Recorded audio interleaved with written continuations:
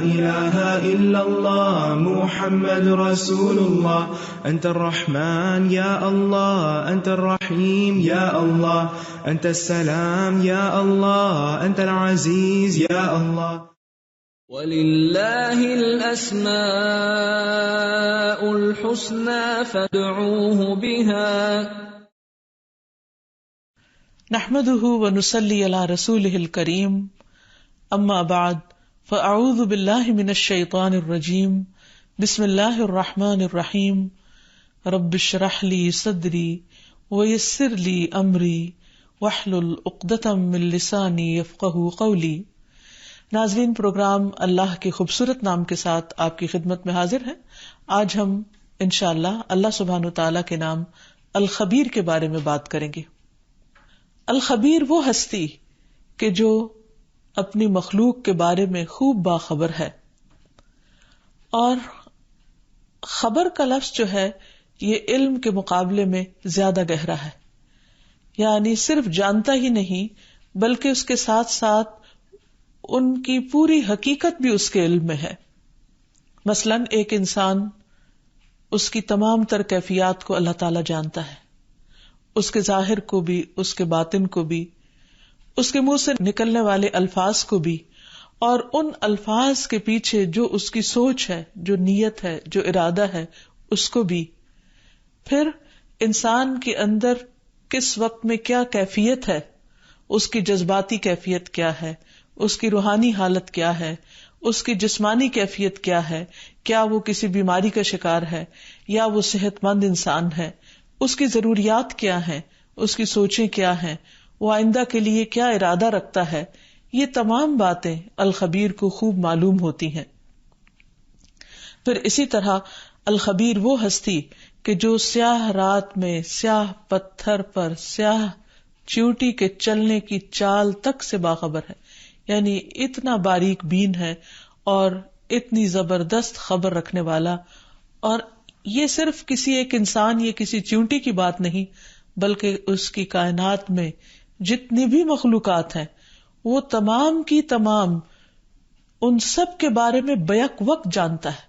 وہ تمام کس حال میں ہیں، کس کیفیت میں ہیں، کیا کر رہی ہیں، کون سو رہا ہے، کون جاگ رہا ہے، کون اپنا کام اچھے طریقے سے کر رہا ہے اور کون اپنا کام ٹھیک طریقے سے نہیں کر رہا، کس کو باقی رہنا ہے، کس کو ختم ہو جانا ہے. ان تمام چیزوں کے بارے میں وہ خوب جانتا ہے، خوب خبر رکھتا ہے. کوئی پوشیدہ سے پوشیدہ چیز بھی، انتہائی چھپی ہوئی چیز بھی اس سے چھپی ہوئی نہیں ہے. وہ عالم الغیب والشہادہ ہے، ظاہر اور غیب ہر چیز کا، سامنے کی چیز اور پیچھے کی چیز، ہر چیز کا خوب خبر رکھنے والا ہے. اللہ سبحانہ وتعالی یہ بھی جانتا ہے کہ کون سا ذرہ حرکت کر رہا ہے اور کون سا ساکن ہے.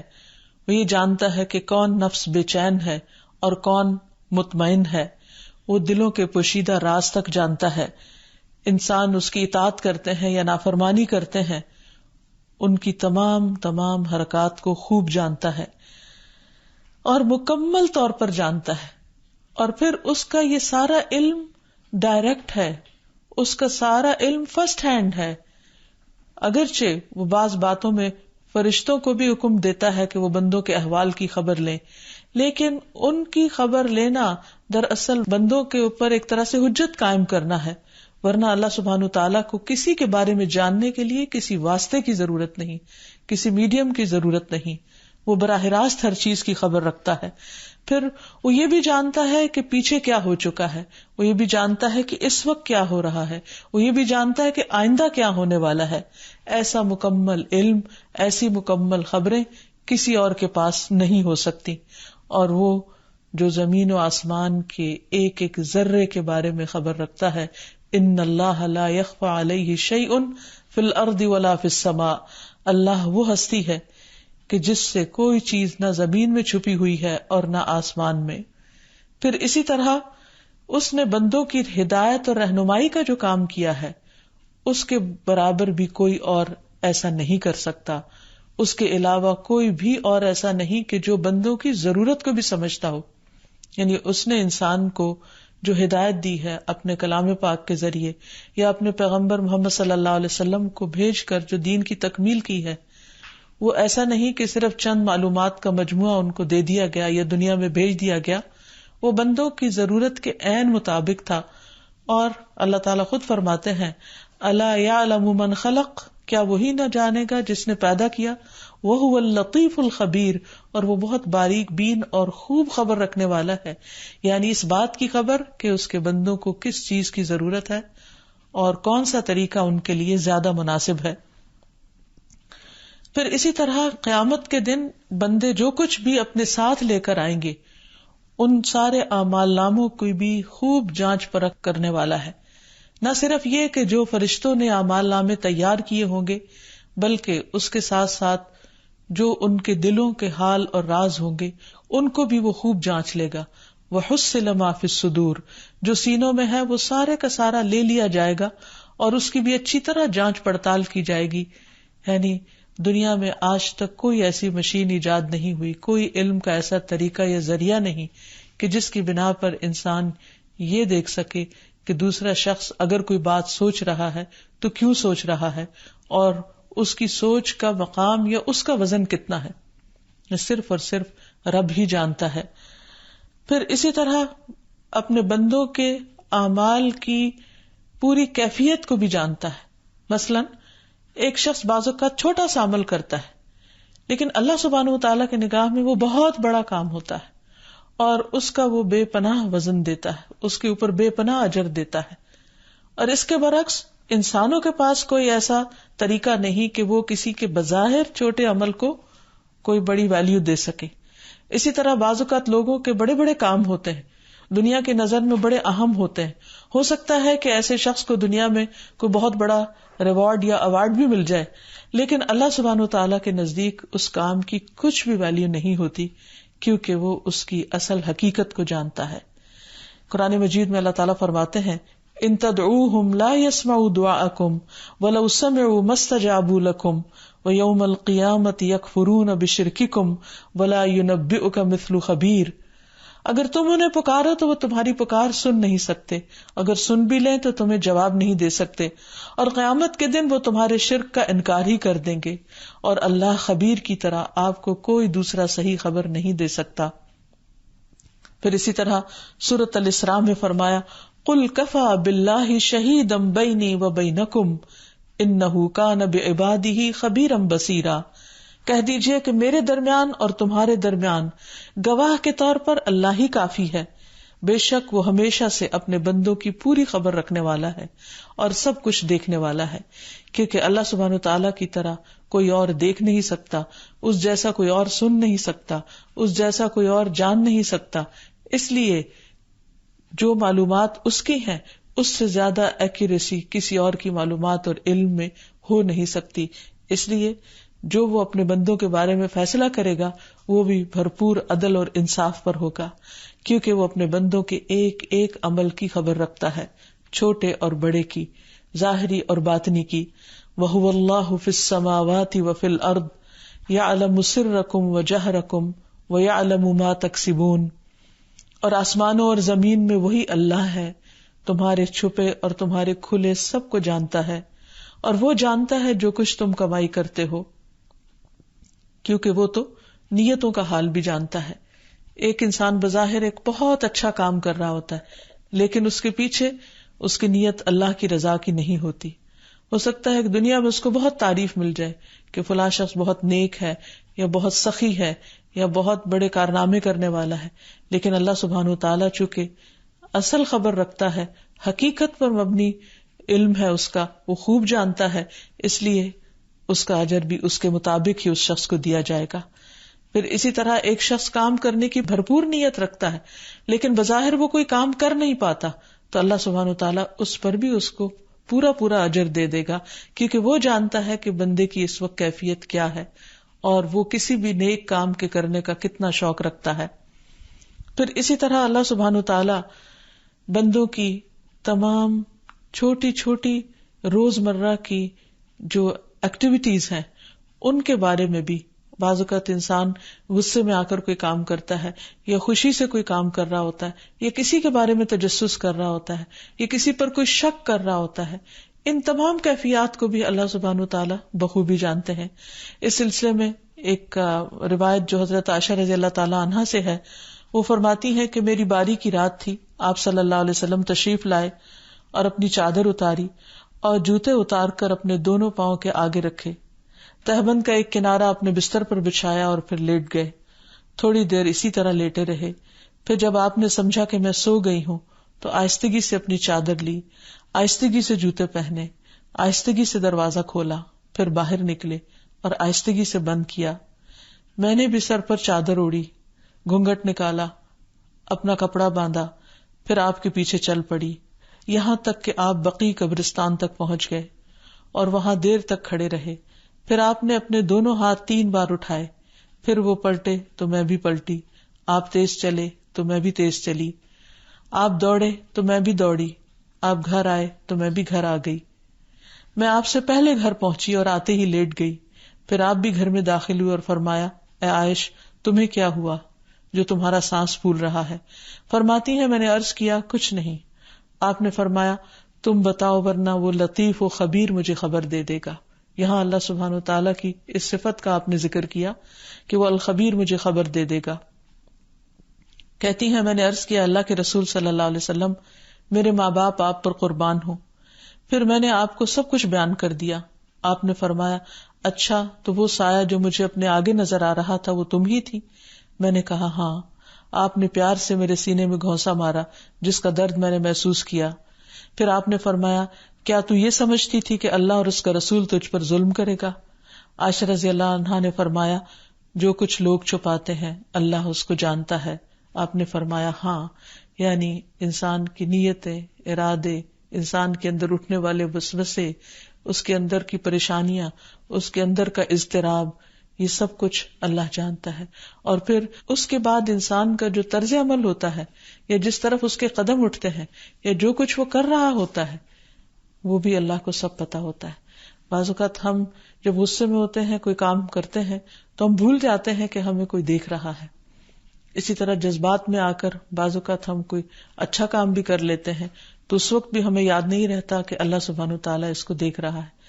بعض اوقات انتہائی مشکل حالات میں ہم کوئی کام کر رہے ہوتے ہیں اللہ تعالیٰ کی رضا کا، جس کے بارے میں بندے قطعاً اپریشیٹ نہیں کرتے، لیکن اس وقت بھی اگر انسان کو یہ یقین ہو کہ اللہ سبحانہ وتعالیٰ دیکھ رہا ہے اور وہ پوری خبر رکھتا ہے تو انسان کے عمل میں زبردست استقامت پیدا ہو جائے. پھر اسی طرح یہ ہے کہ اللہ سبحانہ وتعالیٰ بندوں کی باتوں کی بھی خوب خبر رکھتا ہے. نبی صلی اللہ علیہ وسلم کے خلاف منافقین جو راتوں کو بیٹھ کر سازشیں کرتے اور اس پر آپ کو پریشانی ہوتی تو آپ کو تسلی دی گئی کہ اللہ سبحانہ وتعالیٰ ان کی ایسی تمام باتوں کو جانتا ہے.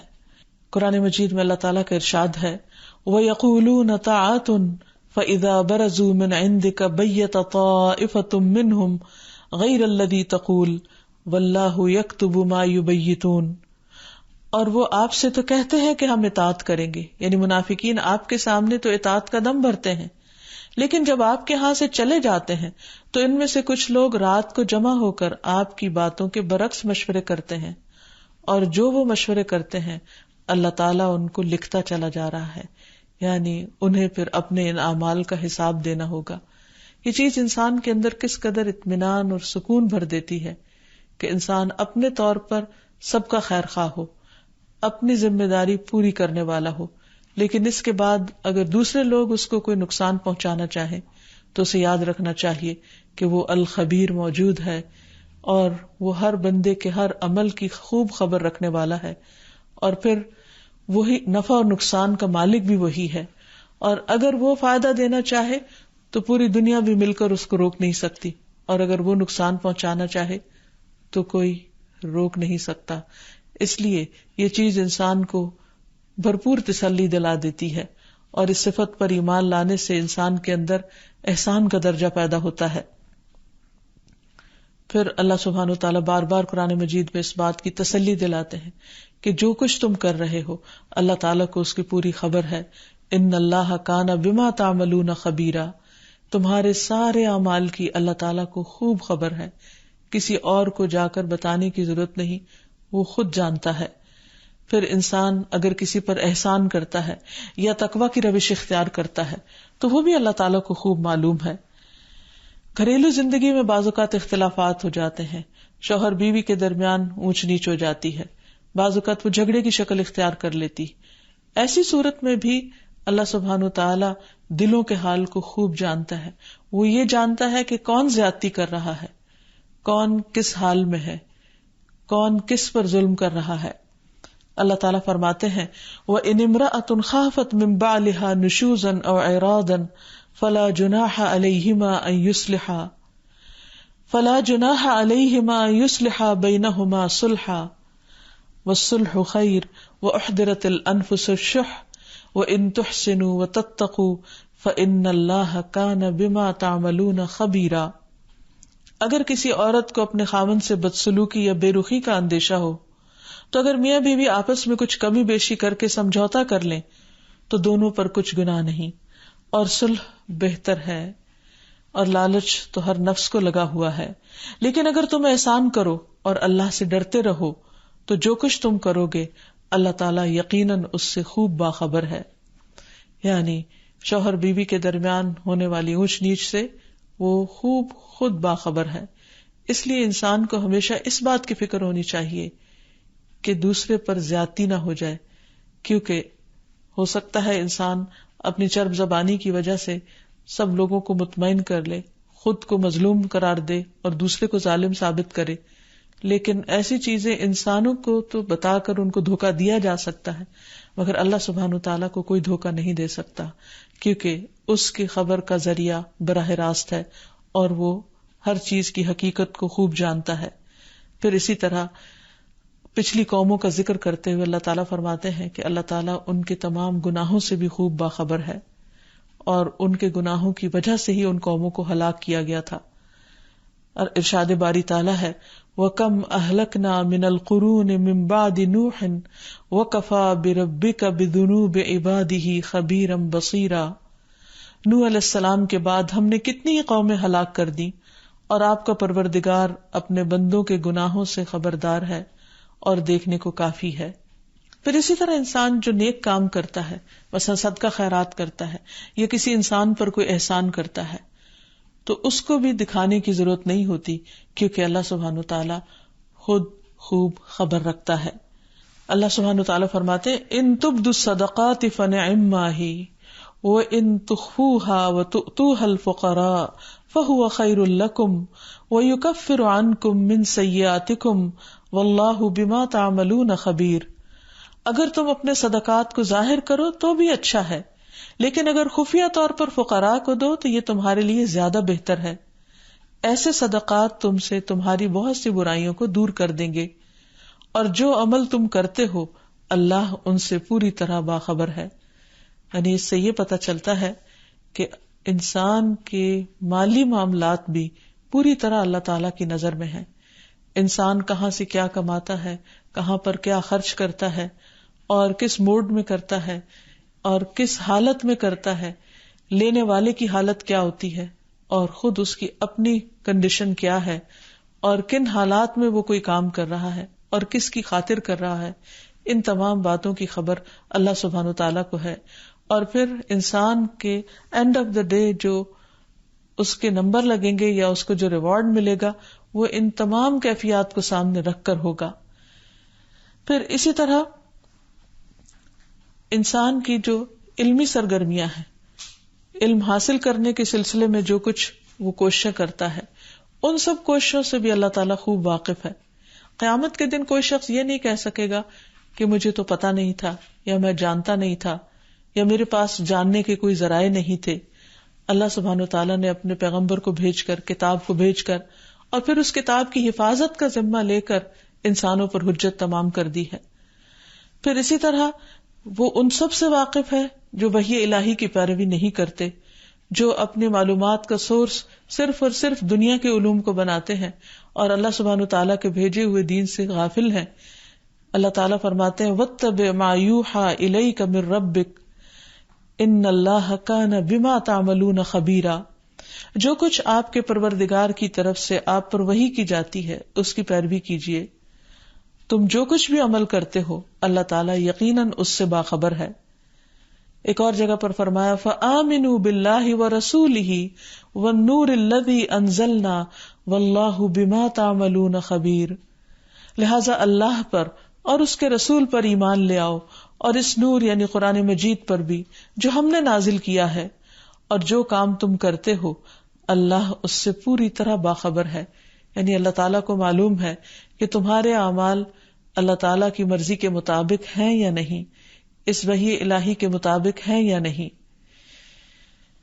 اب دیکھیے کہ جب کوئی بھی شخص کسی حقیقت سے، کسی کام کے گہرائی سے واقف ہوتا ہے اور اچھا برا سب اس کے سامنے ہوتا ہے، تو اس کے بعد وہ کسی دھوکے میں نہیں ہوتا، اس کو کوئی دھوکہ نہیں دے سکتا. اور بعض اوقات معلومات کی کثرت انسان کے لیے پریشانی کا باعث بنتی ہے. جب تک انسان کسی چیز کے بارے میں لا علم ہوتا ہے وہ امن میں ہوتا ہے، لیکن جب اس کو مختلف لوگوں کے حال معلوم ہونے لگتے ہیں یا ان کی سازشوں کا پتہ چلتا ہے یا ان کے غلط طریقوں کا پتہ چلتا ہے، تو یہ سب کچھ انسان کے لیے پریشانی کا باعث ہو جاتا ہے. یعنی جتنی زیادہ اویئرنیس ہوتی چلی جاتی، جتنا زیادہ انسان کو ایکسپوجر ہوتا چلا جاتا ہے، اتنا زیادہ اس کی پریشانی میں اضافہ ہوتا ہے.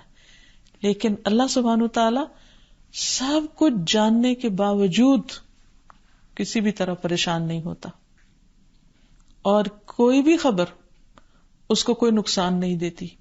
بندوں کا کوئی بھی عمل، ان کی بری نیتیں، ان کے برے عمل، ان کے برے طریقے، ان کا آپس میں ایک دوسرے پر ظلم کرنا، یہ تمام چیزیں اللہ سبحانہ وتعالیٰ کے لیے کسی پریشانی کا باعث نہیں بنتا.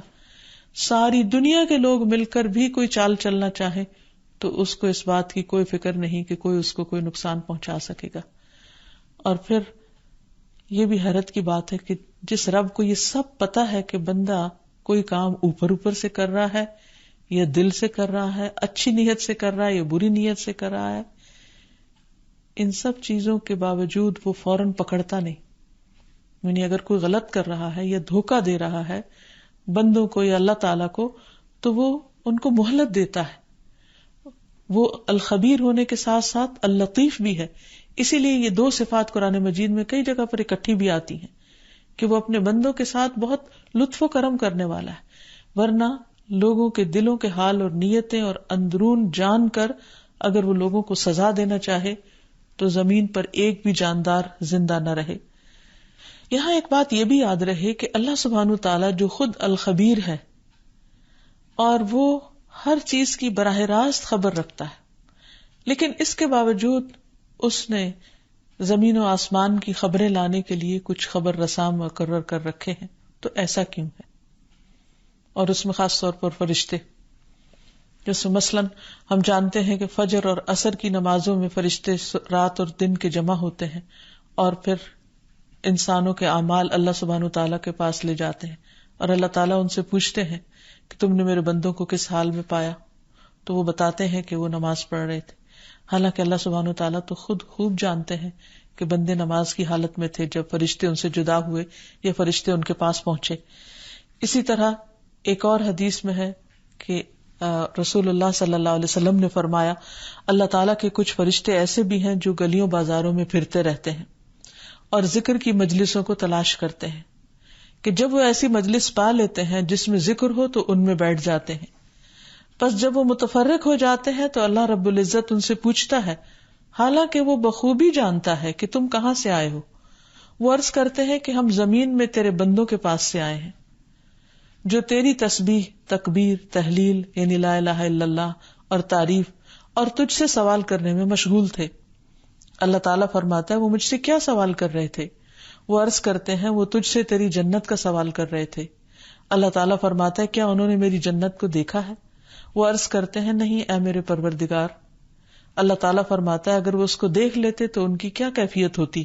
وہ عرض کرتے ہیں اور وہ تجھ سے پناہ بھی مانگ رہے تھے. اللہ تعالیٰ فرماتا ہے وہ مجھ سے کس چیز کی پناہ مانگ رہے تھے؟ فرشتے عرض کرتے ہیں اے رب تیری جہنم سے. اللہ تعالیٰ فرماتا ہے کیا انہوں نے میری جہنم کو دیکھا ہے؟ وہ عرض کرتے ہیں نہیں. اللہ تعالیٰ فرماتا ہے اگر وہ میری جہنم کو دیکھ لیتے تو ان کی کیا کیفیت ہوتی؟ فرشتے عرض کرتے ہیں اور وہ تجھ سے مغفرت بھی مانگ رہے تھے، تو اللہ تعالیٰ فرماتا ہے کہ تحقیق میں نے معاف کر دیا، اور انہوں نے جو مانگا میں نے انہیں عطا کر دیا، اور میں نے انہیں پناہ دے دی جس سے انہوں نے پناہ مانگی۔ تو اس میں کیا حکمت ہے کہ اللہ سبحانہ وتعالی فرشتوں کو خبر رساں بناتا ہے، حالانکہ معلومات کے لیے وہ خود ہی کافی ہے، وہ السمیع ہے، البصیر ہے، العلیم ہے، الخبیر ہے، لیکن اس کی حکمت یہ ہے کہ اللہ سبحانہ وتعالی نے جب آدم علیہ السلام کو پیدا کرنے کا ارادہ کیا اور اپنے اس ارادے سے فرشتوں کو مطلع کیا، فرشتوں نے سوال کیا تھا کہ اتجعل فیہا من یفسد فیہا ویسفک الدماء ونحن نسبح بحمدک ونقدس لک قال انی اعلم ما لا تعلمون۔ انہوں نے کہا کیا تو اس میں اس کو بنائے گا جو اس میں فساد کرے گا اور بہت سے خون بہائے گا، اور ہم تیری تعریف کے ساتھ ہر عیب سے پاک ہونا بیان کرتے ہیں اور تیری پاکیزگی بیان کرتے ہیں۔ فرمایا بے شک میں جانتا ہوں جو تم نہیں جانتے، یعنی اللہ سبحانہ تعالی دراصل ان کو بتانا چاہتے ہیں کہ تم نے تو کہا تھا کہ انسان زمین میں فساد پھیلائے گا، لیکن دیکھو آج بھی زمین میں ایسے لوگ موجود ہیں کہ جو مل کر اللہ سبحانہ تعالی کی تسبیح اور پاکی بیان کرتے ہیں، اس کی تعریف اور تکبیر کرتے ہیں۔ اور پھر اللہ سبحانہ تعالی اپنے بندوں کے اعمال کو اپنے فرشتوں کو جب دکھاتا ہے تو اس پر ان کے سامنے فخر بھی کرتا ہے، یعنی اللہ تعالیٰ اس قدر خوش ہوتا ہے کہ اس کے بندے اس کے نام پر جب اکٹھے ہوتے ہیں۔ عبداللہ ابن عمر کہتے ہیں ہم نے رسول اللہ صلی اللہ علیہ وسلم کے ساتھ مغرب کی نماز ادا کی، لوٹنے والے لوٹ گئے اور بیٹھنے والے بیٹھے رہے۔ آپ صلی اللہ علیہ وسلم جلدی میں تشریف لائے، آپ کا سانس پھولا ہوا تھا اور آپ نے اپنے گھٹنوں سے کپڑا اٹھایا ہوا تھا۔ آپ نے فرمایا خوش ہو جاؤ، تمہارے رب نے آسمان کا ایک دروازہ کھولا اور فرشتوں کے سامنے تم پر فخر کرتے ہوئے یہ فرمایا کہ میرے بندوں کی طرف دیکھو، ایک فریضہ ادا کر چکے ہیں اور دوسرے کے انتظار میں بیٹھے ہیں۔ یعنی وہ لوگ جو مسجد میں بیٹھ کر نماز کا انتظار کر رہے تھے، جیسے عام طور پر دیکھنے میں آتا ہے کہ حرم میں لوگ ایک نماز کے بعد دوسری نماز کے انتظار میں وہیں پر بیٹھ کر ذکر اذکار کرتے رہتے ہیں، تو ایسی ہی ایک مجلس میں صحابہ کرام مغرب کے بعد عشاء کے لیے انتظار کر رہے تھے، تو اللہ سبحانہ تعالیٰ کی طرف سے نبی صلی اللہ علیہ وسلم کو خبر دی گئی کہ کس طرح اللہ تعالیٰ نے آسمان کا ایک دروازہ کھول کے فرشتوں کو دکھایا کہ دیکھو میرے ان بندوں کو جو ایک فریضہ ادا کر کے دوسرے کے انتظار میں بیٹھے ہوئے ہیں۔ یعنی اس سے یہ پتہ چلتا ہے کہ جو لوگ اللہ کی راہ میں نکلتے ہیں یا اللہ کے ذکر میں مشغول ہوتے ہیں یا بیٹھے رہتے ہیں، وہ اللہ سبحانہ تعالیٰ کے کس قدر محبوب ہوتے ہیں۔ پھر اسی طرح عرفہ کے دن جب اللہ تعالیٰ بندوں کی کثیر تعداد کو بخش دیتے ہیں، معاف کر دیتے ہیں، تو ان کو بھی اللہ تعالیٰ فرشتوں کے سامنے پیش کرتے ہیں یا فرشتوں کو دکھاتے ہیں۔ نبی صلی اللہ علیہ وسلم نے فرمایا اللہ عز و جل عرفہ کی شام اہل عرفہ کے ذریعے اپنے فرشتوں کے سامنے فخر کرتا ہے اور کہتا ہے میرے ان بندوں کو دیکھو جو میرے پاس پراگندہ حال اور غبار آلود ہو کر آئے ہیں، یعنی ان کے یہاں آنے کی غرض سوائے اللہ کی رضا کے کچھ نہیں، تو اللہ تعالیٰ ان بندوں سے بھی محبت کرتا ہے۔ پھر اسی طرح نبی صلی اللہ علیہ وسلم نے فرمایا جب تم اپنے گھر سے بیت الحرام کے ارادے سے نکلتے ہو تو تمہاری سواری جو قدم رکھتی ہے اور جو اٹھاتی ہے اللہ تعالیٰ اس کے ساتھ تمہارے لیے ایک نیکی لکھ دیتا ہے اور تم سے ایک گناہ مٹا دیتا ہے، اور تمہارا عرفات میں کھڑے ہونا تو اللہ تعالیٰ آسمان دنیا پر نازل ہوتا ہے اور فرشتوں سے تم پر فخر کرتا ہے، فرماتا ہے کہ میرے بندے کھلے اور گہرے راستے سے پراگندہ حالت میں آئے جو میری رحمت کے امیدوار اور میرے عذاب سے ڈرتے ہیں، جبکہ انہوں نے مجھے دیکھا نہیں، اور اگر دیکھ لیں تو پھر کیا حالت ہوگی۔ بس اگر تمہارے گناہ ریت کے ذروں یا دنیا کے دنوں کے برابر یا بارش کے قطروں کے برابر بھی ہوں تو میں انہیں تم سے دھو ڈالوں گا۔ تو اس سے یہ پتہ چلتا ہے کہ اللہ سبحانہ وتعالی اپنے بندوں کے حالات سے اگرچہ خود خوب باخبر ہے، لیکن وہ فرشتوں کے سامنے ان بندوں کی نیکیوں کا ذکر کرتے ہوئے فخر محسوس کرتا ہے کہ جن کے بارے میں فرشتوں نے کہا تھا کہ انسان زمین میں فساد پھیلائے گا اور خون بہائے گا۔ اب جب انسان کو اللہ سبحانہ تعالیٰ کی اس صفت کا علم ہو جائے تو پھر اس کے اثرات بندے کی زندگی پر بھی آنے چاہیے. یعنی اگر اللہ سبحانہ تعالیٰ الخبیر ہے تو پھر ہمیں کیا کرنا چاہیے؟ ہمیں اس کا ہر دم احساس رہنا چاہیے کہ میں تنہا ہو کر بھی کہیں تنہا نہیں، میں ساری دنیا سے چھپ کر بھی کہیں چھپ نہیں سکتی.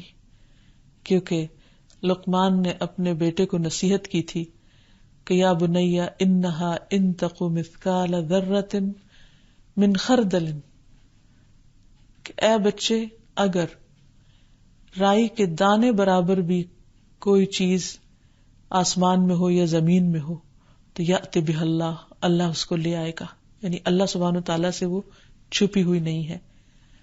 انسانوں کا علم محدود ہے، فرشتوں کا علم محدود ہے، جنات کا علم محدود ہے، لیکن اللہ سبحانہ تعالیٰ کا علم غیر محدود ہے. ذرے جتنی چیز بھی اللہ سبحانہ تعالیٰ سامنے لا کر رکھ دے گا، تو ذرہ بھی نہیں اگر چھپ سکتا تو انسان کہاں چھپ سکتا ہے. اس لیے کبھی انسان یہ کوشش نہ کرے کہ وہ اللہ سبحانہ تعالیٰ سے بظاہر یا لوگوں سے چھپ کر کوئی غلط کام کرے، کیونکہ کچھ بھی چھپ نہیں سکتا. پھر اسی طرح یہ ہے کہ انسان اپنے عقیدے، اپنی سوچ، اپنے خیال کو درست رکھے، کیونکہ اللہ سبحانہ تعالیٰ صرف ظاہر کی نہیں، ہمارے باطن کی بھی خبر رکھتا ہے، اور خوب خبر اور جانچ پڑتال رکھتا ہے. تو انسان صرف ظاہری اعمال پر ہی توجہ نہ دے بلکہ اپنے باطنی اعمال پر بھی توجہ دے. اللہ سبحانہ تعالیٰ کے بارے میں اس کا ایمان درست ہو، رسول اللہ صلی اللہ علیہ وسلم پر ایمان درست ہو، فرشتوں پر ایمان درست ہو، آخرت پر، کتابوں پر، تقدیر پر، یعنی جس چیز کا تعلق انسان کے دل سے ہے، انسان کے ایمان سے ہے، ان تمام چیزوں کا صحیح طور پر علم کا ہونا اور پھر ان کا درست علم ہونا بے حد ضروری ہے. پھر اسی طرح جب انسان کو یہ یقین ہو کہ میرا رب میرے حالات سے خوب باخبر ہے تو یہ چیز بھی انسان کو بندوں سے بے نیاز کر دیتی ہے، اور بعض اوقات بندوں کی طرف سے پہنچنے والی تکلیف پر بھی انسان صبر کرتا ہے کہ میرا رب تو میرے حالات سے باخبر ہے. اور وہ دوسرے سے بدلہ لینے کی بجائے بعض اوقات صبر سے کام لیتے ہوئے صرف اس لیے دوسرے کو معاف کر دیتا ہے کہ کہیں میں ظالموں میں شمار نہ ہوں. قرآن مجید میں اللہ تعالیٰ فرماتے ہیں وَتَوَكَّلْ عَلَى الْحَيِّ الَّذِي لَا يَمُوتُ وَسَبِّحْ بِحَمْدِهِ وَكَفَى بِهِ بِذُنُوبِ عِبَادِهِ خَبِيرًا، اور اس زندہ پر بھروسہ کرو جو مرے گا نہیں، اس کی حمد کے ساتھ تسبیح کرو، اور وہ اپنے بندوں کے گناہوں کی پوری خبر رکھنے والا کافی ہے. پھر اسی طرح انسان کو جب یہ معلوم ہوتا ہے کہ کوئی ہے جو اس کے دل کا حال جانتا ہے تو پھر وہ اپنے غموں اور دکھوں کی داستان بھی اپنے رب کو سناتا ہے. پھر اسی طرح جب انسان کو یہ یقین ہو کہ اللہ تعالیٰ ہر چیز پر خوب نظر رکھتا ہے، ہر چیز کی خوب خبر رکھتا ہے، تو اس کو کسی پر ظلم کرنے سے بھی بچنا چاہیے. یعنی صرف یہ نہیں کہ کسی کا ظلم ہو تو انسان صرف صبر کرے، بلکہ خود بھی ظالم نہ بنے، کسی اور کے حق میں بھی زیادتی کرنے والا نہ ہو، کیونکہ اللہ تعالیٰ خوب خبر رکھتا ہے. قرآن پاک میں اللہ تعالیٰ فرماتے ہیں یا ایھا الذین آمنوا کونوا قوامین للہ شہداء بالقسط ولا یجرمنکم شنآن قوم علی الا تعدلوا اعدلوا هو اقرب للتقوی واتقوا اللہ ان اللہ خبیر بما تعملون. اے ایمان والو، اللہ کی خاطر قائم رہنے والے اور انصاف کے ساتھ گواہی دینے والے بنو، اور کسی قوم کی دشمنی تمہیں اس بات پر مشتعل نہ کر دے کہ تم عدل کو چھوڑ دو. عدل کیا کرو، یہی بات تقویٰ کے زیادہ قریب ہے، اور اللہ سے ڈرتے رہو، اور جو کچھ تم کرتے ہو یقیناً اللہ اس سے باخبر ہے. پھر اسی طرح انسان اپنی نگاہوں کی بھی حفاظت کرے اور ان سے حرام چیزوں کو نہ دیکھے، کیونکہ اللہ سبحانہ تعالیٰ نگاہوں کی خیانت سے بھی واقف ہے. اللہ تعالیٰ فرماتے ہیں کہ قل للمؤمنین یغضوا من ابصارہم ویحفظوا فروجہم ذلک ازکی لہم ان اللہ خبیر بما یصنعون. اے نبی صلی اللہ علیہ وسلم، مومن مردوں سے کہیے کہ وہ اپنی نگاہیں نیچی رکھیں اور اپنی شرمگاہوں کی حفاظت کیا کریں، یہ ان کے لیے زیادہ پاکیزہ طریقہ ہے، اور جو کچھ وہ کرتے ہیں تو اللہ کو اس کی خوب خبر ہے، یعنی اللہ تعالیٰ اس کو جانتا ہے. پھر اسی طرح چونکہ انسان یہ ایمان رکھتا ہے کہ اللہ تعالیٰ ہر چیز کو جانتا ہے، تو انسان پھر اپنی آخرت کی بھی فکر کرے کہ اپنی آخرت کو سامنے رکھ کر تمام اعمال کا کرنے والا ہو. جیسے قرآن مجید میں آتا ہے یا ایھا الذین آمنوا اتقوا اللہ ولتنظر نفس ما قدمت لغد واتقوا اللہ ان اللہ خبیر بما تعملون. اے ایمان والو، اللہ سے ڈرو، اور ہر ایک کو یہ دیکھنا چاہیے کہ اس نے اپنے کل کے لیے کیا سامان کیا ہے، اور اللہ سے ڈرتے رہو، جو کچھ تم کرتے ہو یقیناً اللہ اس سے پوری طرح باخبر ہے. پھر اسی طرح انسان اللہ سبحانہ تعالیٰ کے اس نام سے اللہ تعالیٰ کو پکارے بھی، خصوصاً ایسی کیفیت میں جب اس پر کوئی الزام تراشی ہو رہی ہو. پھر اسی طرح انسان اگر اس صفت پر یقین رکھتے ہوئے اللہ تعالیٰ کو پکارے گا تو اللہ تعالیٰ اس کو صبر جمیل بھی عطا کر دے گا، اور اپنے معاملات کو انسان اللہ تعالیٰ کے سپرد کر دے اور اپنے غموں کی داستان اللہ ہی کے سامنے رکھے، کیونکہ وہ تمام چیزوں کا خوب خبر رکھنے والا ہے. اللہ تعالیٰ سے دعا ہے کہ وہ ہمیں اس صفت پر پورا ایمان عطا کر دے. وآخر دعوانا ان الحمد للہ رب العالمین. السلام علیکم ورحمۃ اللہ وبرکاتہ. القاهر يا الله أنت الحسيب يا الله أنت الشافي يا الله أنت المبين يا الله أنت الوكيل يا الله أنت القيوم يا الله أنت المتين يا الله أنت السبوح يا الله لا إله إلا الله محمد رسول الله لا إله إلا الله محمد رسول الله.